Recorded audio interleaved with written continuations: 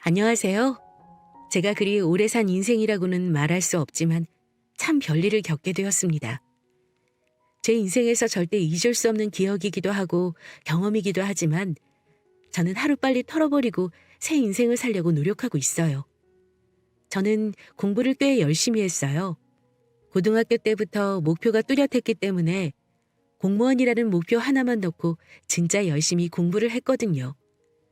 어릴 때부터 경제교육을 잘 시켜주신 부모님 덕분에 경제관념도 또래 친구들보다는 구체적으로 세워져 있었고 낭비벽 없이 저만의 기준을 잘 세워 살아오고 있었습니다. 그만큼 똑부러지고 똑똑한 맛에 산 저였기 때문에 어디 가서든 칭찬도 많이 받고 살았어요. 물론 공부를 열심히 했다고 해서 원하던 목표에 한 번에 도달한 건 아니었습니다. 몇 번의 실패 끝에 저는 원하던 공무원 시험에 무려 6년이 걸려 7급 공무원 시험에 합격할 수 있었습니다. 하지만 초봉 월급은 200만 원 초반대더군요. 그래도 저는 시청에서 근무를 하고 있었고 나름 안정적인 직업을 가지고 있었기 때문에 주변에서 괜찮은 소개팅 자리도 많이 들어오는 편이었죠. 물론 학생 때부터 간간히 연애를 하기는 했지만 결혼에 대한 생각은 없었어요. 뭔가 제가 더 제 인생을 놓고 봤을 때 성공을 했다 싶을 때쯤 결혼을 하고 싶었거든요. 근데 그 시기가 찾아왔고 저는 나름 시청 공무원 생활에 만족을 하고 있을 때쯤 소개팅 자리가 들어와 수락을 했습니다. 상대방은 법원에서 9급 공무원으로 일하고 있는 사람이었어요. 근데 나이가 좀 많아서 처음에는 고민을 했어요. 우리가 처음 소개팅 자리에서 만날 당시 저는 33살이었고 남자 쪽은 41살이었습니다. 그래도 40살을 넘긴 사람과는 그때 별로 만나고 싶지 않았는데 같은 공무원이라 공감대를 많이 가질 수 있을 것 같기도 했고 또 나와는 다른 분야였기 때문에 호기심이 생겨 나간 것도 있었어요. 그리고 거기에서 생각했던 것보다 다 괜찮은 사람이라는 것을 느끼게 되어 연애까지 하게 되었습니다. 그렇게 연애를 시작하고 1년 반 정도 지났을 때 결혼을 약속하게 되었습니다. 일단 남자 쪽에서 나이가 많이 찼기 때문에 결혼을 서두르려고 하는 게 컸어요. 저는 솔직히 급한 건 없었습니다. 근데 하도 결혼을 하자고 해서 좀 끌려간 것도 있었어요. 게다가 맨날 하는 소리라곤 저를 사랑해서 결혼하자는 말 대신 늘 자신의 나이를 강조하며 남편 집에서 빨리 서두르라고 해서 그런다고 절 보채기 시작했습니다. 그래서 저는 서운하면서도 또 우리 부모님을 생각하면 남자친구의 부모님도 생각을 안 할 수가 없어 약한 마음에 결혼을 해야겠다고 결정하게 된 것도 있었죠. 늘 남자친구의 프로포즈는 이런 식이었습니다. 지민아, 우리 부모님이 너 되게 보고 싶어 하셔. 오빠가 나이가 좀 있잖아. 부모님도 하루하루 늙어가시는 게 보기 안 좋아. 이제 그만 우리 결혼하자. 우리 언제까지 이렇게 연애만 해야 돼. 나도 이제 나이가 있는데. 우리 앞으로 미래도 생각해야 하고 애도 낳아야 하는데 너도 젊은 나이 아니잖아. 결혼하자, 지민아. 저는 솔직히 이 사람과의 결혼에 대한 확신이 잘 서지 않았었기 때문에 항상 결혼을 하자는 이야기가 나올 때마다 회피했었어요. 근데 포기를 모르는 이 남자는 끊임없이 저에게 결혼을 말했고 이 정도 끈기면 나를 정말 놓치고 싶지 않은가 보다 싶어 결혼을 수락했습니다. 그래서 저희는 본격적으로 결혼 준비에 들어가게 되었어요. 이때부터는 얼마나 기다려왔던 결혼인지 남자 쪽에서 엄청나게 서두르기 시작했어요. 일단 저희는 결혼을 결정하자마자 양가 부모님부터 만났습니다. 근데 저는 이때부터 뭔가 이건 아니다 싶은 것을 느끼기 시작했어요. 우선 제가 남자친구 쪽에 인사를 하러 갔을 때부터 뭔가 꺼림칙한 기분을 느껴야만 했어요. 어머니, 아버님, 안녕하세요. 김지민이라고 합니다. 늦게 인사드려서 죄송합니다. 그러게, 얼마나 기다렸는데. 우리 아들한테 얘기 듣고 얼마나 대단한 아가씨라 결혼을 미루나 싶었어. 죄송합니다. 어머니, 결혼 문제는 신중해지다 보니까 좀 고민을 많이 했어요. 그래도 저희 이제 결혼하기로 마음먹었으니까 잘 살아보겠습니다. 그래야지. 누구랑 결혼하는 건데. 잘 살아야 하고 말고. 우리 아들이 참 괜찮아. 땡 잡은 거야. 저는 대화를 통해서 뭔가 무시를 당하는 기분을 떨칠 수가 없었어요. 조곤조곤 대화를 이어가기는 했지만 어머니의 은연중의 말투 안에는 본인의 아들에 대한 남다른 애정이 가득 들어가 있었습니다. 하지만 그렇다고 해서 대놓고 뭔가 저를 무시하지는 않으셨기 때문에 살짝 기분이 이상하기만 할 뿐 이렇다 할 내색을 할 수는 없었습니다.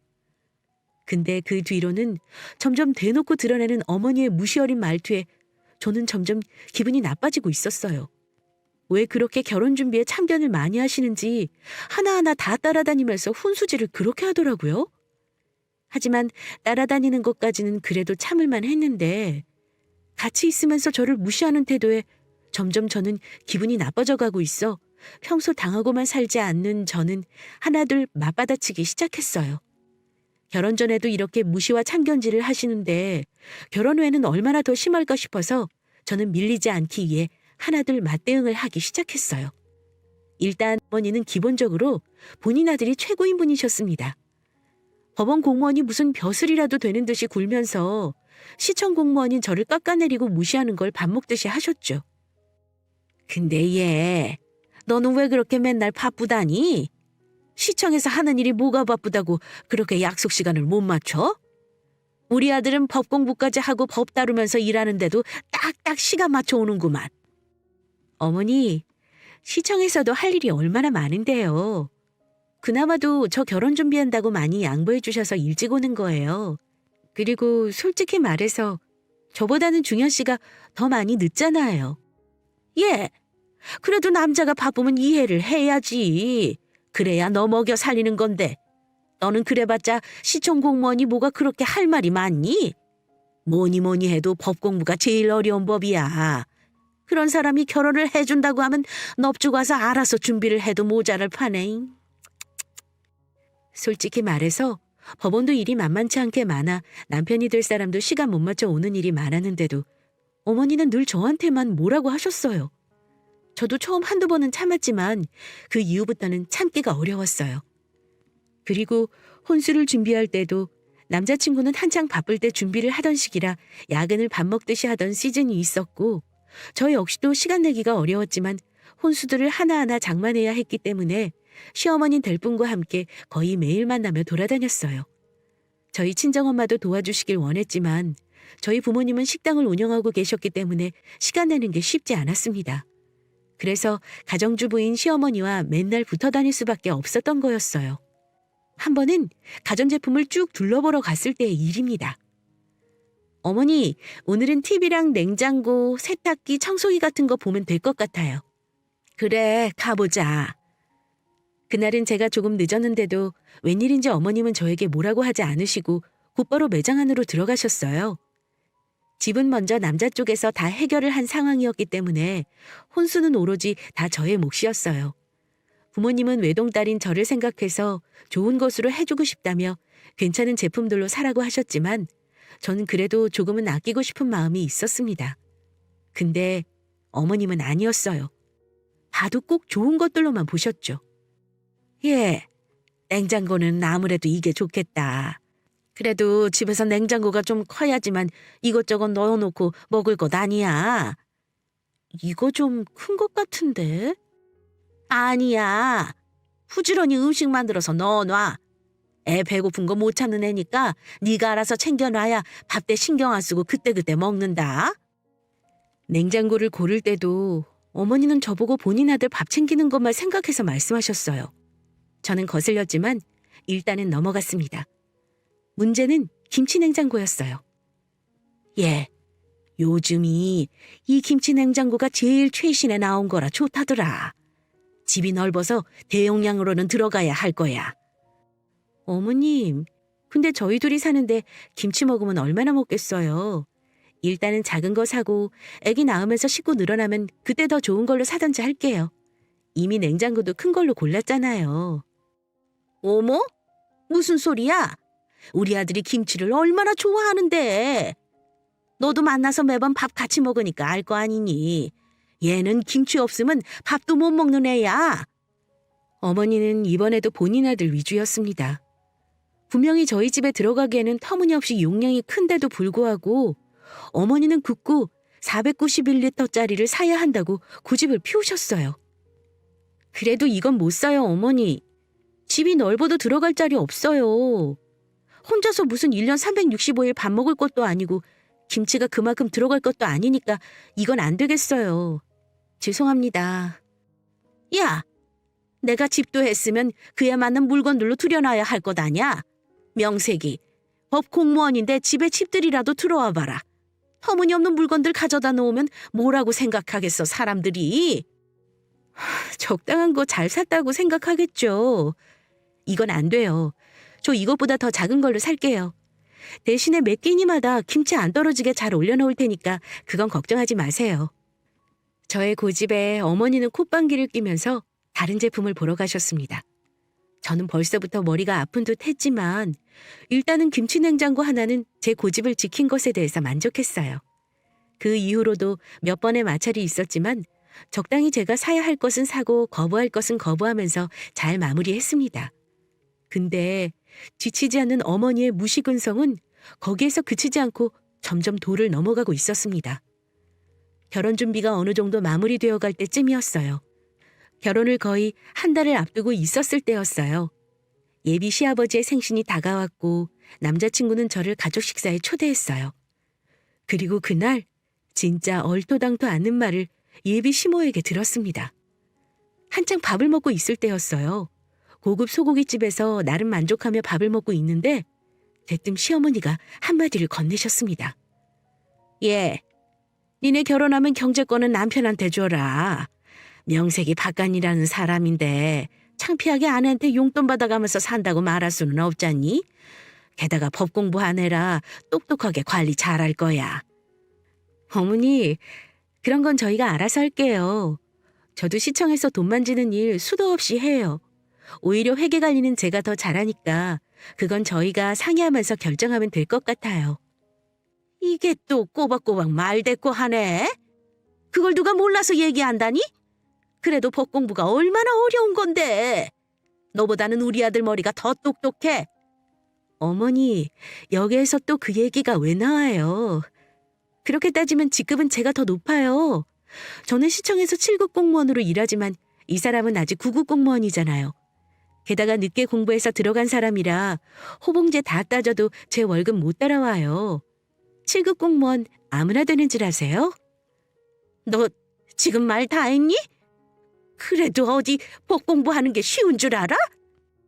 누가 쉽다고 했나요, 어머니?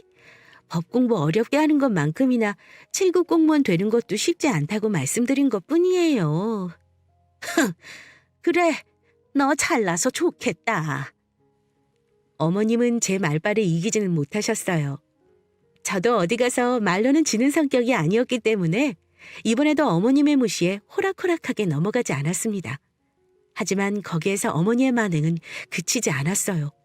진짜 최악까지 경험하고 나서 저는 특단의 조치를 취했어요. 살벌한 기싸움이 끝난 후에 식사 자리가 여차저차 해서 끝났습니다. 언제나 시어머니와의 만남은 불편했지만 그날만큼은 저도 기분이 썩 좋지 않았어요. 근데 더 가관인 사건이 일어나게 된 거죠. 어머니는 계산하는 자리에서 다짜고짜 저에게 얼토당토 않는 요구를 하셨습니다. 예, 너 월급 많다고 했지?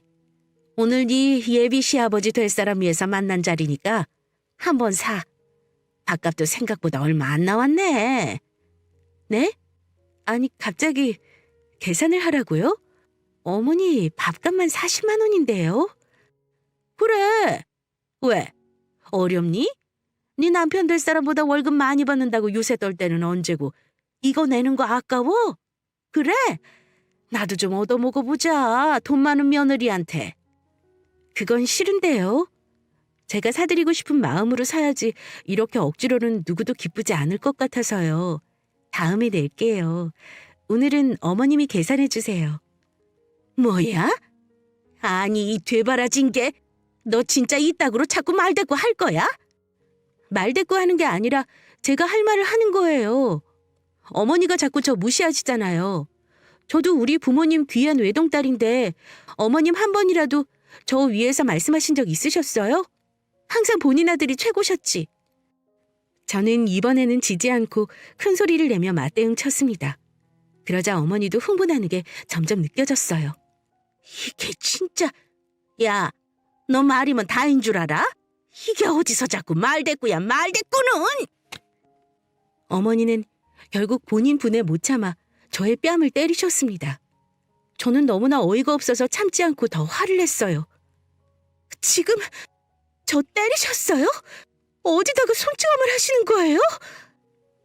제가 화를 내자 갑자기 옆에 있다가 안절부절하던 남자친구는 제가 어머니에게 더 화를 내는 모습을 보더니 이 일을 빨리 수습해야겠다고만 생각을 했는지 몰라도 본인 엄마 편을 들면서 저를 나무랐습니다.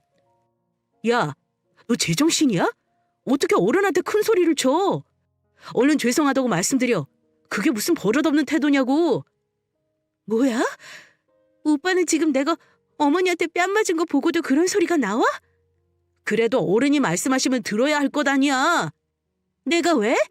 나도 인격 있는 사람이라 무시당하면 열받아. 이게 진짜 끝까지. 야, 이 싸가지 없는 년아. 그냥 잘못했다고 빌라고. 남자친구는 제가 수그리지 않자 이번엔 진짜로 흥분을 했는지 욕을 해대기 시작했습니다. 저는 어이가 없는 데다 너무 열받아 제가 예비시모에게 당한 것처럼 남자친구의 뺨을 때려버리고 말았어요. 그리고는 그 자리를 박차고 나와버렸고 그 다음날 남자친구를 만나지도 않은 채 문자로 파혼을 통보해버렸죠. 나 너 같은 새끼랑 결혼 못해. 니네 집구석도 다 싫으니까 파혼해. 절대 연락하지 마. 저는 딱 이 문장 하나 남겨놓고는 그와의 파혼을 주장했습니다. 예비 남편은 저희 집 앞까지 찾아와서 미안하다고 빌어댔어요. 지민아, 뭐야? 왜 찾아와? 연락도 하지 말라고 했는데 여기가 어디라고 와? 미안해. 내가 잘못했어. 그깟 욕 한 번 했다고 이렇게 파혼하는 게 어딨어. 제정신이야? 제정신이니까 파혼하지. 어떤 정신 멀쩡한 년이 너 같은 거랑 결혼하니? 절대 안 할 거니까 꺼져. 저는 매몰차게 저를 찾아온 남자친구를 홀대했고 파혼하자는 의지를 꺾지 않았습니다. 그 뒤로도 몇 번이나 찾아와 애절하게 용서를 구했지만 저는 받아주지 않았어요. 그랬더니 완전히 식음을 전폐하기 시작했다고 하더라고요. 완전히 폐인이 되어 직장에도 나가지 않는다는 소리를 시어머니를 통해서 들었습니다. 저는 그쪽과는 어떤 연락도 받지 않았었어요. 그렇게 하니까 집으로 찾아오더라고요. 예! 여긴 어쩐 일이세요? 다 끝난 얘기 아니었나요? 다 끝나긴. 너 때문에 지금 우리 아들이 어떻게 됐는지 알아? 당장 책임져. 밥도 안 먹고 직장도 안 나가고 얼마나 폐인처럼 살고 있는데 너는 아주 그냥 때깔이 다 좋아 보인다. 그럼 제가 아줌마 아들 때문에 울어야 할 일이 있나요? 저는 오히려 속편하니까 다시는 찾아오지 마시고 그쪽한테도 제발 정신 차리고 인생 제대로 살라고 전해주세요. 이게 진짜... 또 흥분해서 저에게다가 머리끄댕이라도 잡을 것처럼 액션을 취하는 예비 시어머니였던 사람을 냅두고 저는 얼른 집으로 들어와 버렸습니다. 하지만 그 뒤로도 그 악연은 쉽게 끊어지질 않았어요. 진짜로 저 때문에 폐인 생활을 하고 있었는지 전 남자친구는 완전히 몰골이 엉망이 된 채 저희 집 앞에 계속해서 찾아왔습니다. 왜 또 왔어? 오지 말라고 했잖아. 지민아, 내가 이렇게 빌게. 제발, 제발 나한테 다시 돌아와줘. 싫다고 했잖아. 자꾸 이렇게 찾아오면 나 경찰에 신고할 거니까 알아서 해. 저는 몇 번이고 화를 내며 되돌려보냈지만 소용없었습니다. 급기야는 저를 미행까지 했었는지 제가 그날 누구를 만났는지까지 언급하며 간섭하기 시작했어요. 너 오늘 그 시청 선배라는 인간 만나서 놀았지? 무슨 얘기했어? 그 새끼랑 뭐 했냐고? 왜 이래? 왜 또 와서 행패야? 너 오늘 나 미행했니? 어디까지 따라왔던 건데? 내가 네가 가는데 못 갈 게 어디 있는데. 이리 와. 네가 감히 나 말고 딴 새끼를 만나? 전 남자친구는 급기야 흥분을 감추지 못하더니 저에게 성큼성큼 다가와 주먹으로 제 얼굴과 몸을 때리기 시작했습니다. 네가 감히 딴 새끼를 만나냐고. 나는 이렇게 힘들어하고 있는데. 그만해. 저의 간절한 외침에도 폭력은 끊어지지 않았습니다. 밤중이라 집 앞에 다니는 사람이 별로 없어서 거의 10분을 참았다가 저도 반항할 힘이 다 빠져갈 때쯤 주변에서 저희 비명소리를 들었던 주민들이 나와 경찰에 신고를 해 멈출 수 있었어요. 현행범으로 잡힌 전 남자친구는 그대로 연행되어 파출소로 끌려갔고 저는 그날의 충격에서 벗어나는 게 힘들어 병원 치료와 함께 정신과도 함께 다녀야만 했습니다. 그 사건 이후로 저 역시 멘탈이 완전히 무너져 정상적인 생활을 하기가 어려웠어요. 그래서 시청에도 질병휴직을 내고 치료에 전념을 했죠. 그리고 전 남자친구와는 합의를 해주지 않았습니다. 저의 예비 시모였던 사람은 이번에도 인생이 완전히 비틀어진 저는 안중에도 없다는 듯이 눈물을 흘리며 찾아와 제 아들을 제발 용서해달라는 소리밖에 하지 않았어요. 지민아. 우리 아들 좀 용서해다오. 제발 선처 좀 해줘. 우리 아들 인생 다 망하게 생겼어. 너만 용서해주면 내 아들도 정신 차릴 거야. 그러니 그만하고 결혼하자. 응? 제발 다시 돌아와. 진짜 이 집안 정신이 제대로 박히긴 한 건가요? 지금 제 상태 안 보이세요? 어떻게 그렇게 끝까지 이기적이실 수가 있어요? 저는 절대 용서 못하고 그 집안에 시집 못 가니까 다시는 찾아오지 마세요. 너를 얼마나 좋아하면 우리 아들이 이렇게까지 하겠어. 내가 다시는 손찌검 못하게 단단히 교육시킬 테니까 사람 살리는 셈 치고 그냥 돌아와. 제가 왜요? 끝까지 진짜 이기적이시네요. 어머님한테 손찌검 받은 것도 억울한데 저는 길거리에서 개마냥 얼마나 터졌는 줄 아세요? 같은 여자로서도 그러시면 안 되는 거죠. 그러니까 다시는 찾아오지 마세요. 저는 무릎까지 꿇으며 애걸복걸하는 시어머니를 그대로 돌려보냈습니다. 정말 다시는 마주치고 싶지 않았어요. 그 뒤로도 몇 번을 찾아왔지만 저는 전 남자친구를 접근금지 명령까지 신청해서 다시는 마주치지 않도록 했습니다. 그 뒤로 남자친구는 어쨌든 현행범이기는 했지만 초범이었기 때문에 집행유예로 끝나게 되었어요. 하지만 저한테 버림받았다는 사실에 완전히 폐인이 되어 직장까지 그만두고 집에서 술만 퍼마신다고 들었어요. 그걸 저의 예비 시모였던 사람이 다 뒷바라지를 하고 있고요. 그것도 예비 시모였던 사람이 저에게 찾아와서 일일이 또 말한 덕에 알았습니다. 저는 이제 정말 지긋지긋해 그 사람들이랑 엮이고 싶지 않았어요. 그래서 더 이상은 찾아오지 못하게 이사까지 가버렸어요. 제 아들이 가장 대단하고 위대했던 예비 시모란 사람은 결국 폐인이 된 40 넘은 아들을 뒷바라지하며 지내고 있겠죠. 그 뒤로는 그들과 소식도 끊겨 지금은 어떻게 살고 있는지 모르겠습니다. 아마도 아직까지도 정신 못 차리고 살고 있을 거예요. 근데 이제는 더 상관하고 싶지도 않습니다. 그리고 이제는 많이 좋아졌습니다. 한동안은 만나는 사람들이 다 무서웠어요. 대인기피증까지 생겨 집 밖에 나가는 것도 두려워하던 저였는데 지금은 부모님도 많이 케어를 해주시고 치료도 받아서 많이 좋아졌습니다. 정상적인 생활도 나름 가능해져서 이제 복직 갈 생각으로 하루하루 준비만 하고 있어요. 저 정말 파혼 잘한 거겠죠? 그렇게 인간 취급도 못 받으면서 살 바에야 아예 혼자 사는 게 나을 것 같아요. 왜 진작에 그 모진 수모를 다 받으면서 파혼할 생각을 못 했었는지 제 자신이 한심하고 후회스러운 때도 있었는데요. 지금은 오히려 잘 극복해서 저의 인생에 대해서 다시 돌아보며 저를 한 번 더 스스로를 사랑해줘야겠다는 생각으로 바뀌게 되어서 더 결혼관이나 인간관계에 대한 부분들이 신중해졌어요. 그래서 앞으로는 누구를 만나더라도 사랑이 아닌 상황이나 인정에 끌려서 하는 결혼은 하지 않을 생각입니다. 이 경험을 통해서 그나마 얻은 거라면 이 교훈이에요. 여러분도 잘 생각하셔서 지금 결혼을 생각하고 있는 사람이 정말 내 평생을 맡겨도 좋을 만한 사람인가를 잘 판단하시고 결혼 결정하시기 바랄게요. 제 글이 유쾌하진 않았지만 제가 얻은 것처럼 여러분에게도 작은 교훈거리가 되길 바라요. 인생에서 쉽게 얻어지는 것은 없으니 더 신중히 생각하시길 바라는 마음도 있습니다. 아무쪼록 본인을 가장 사랑하시는 여러분이 되시길 바랄게요. 감사합니다.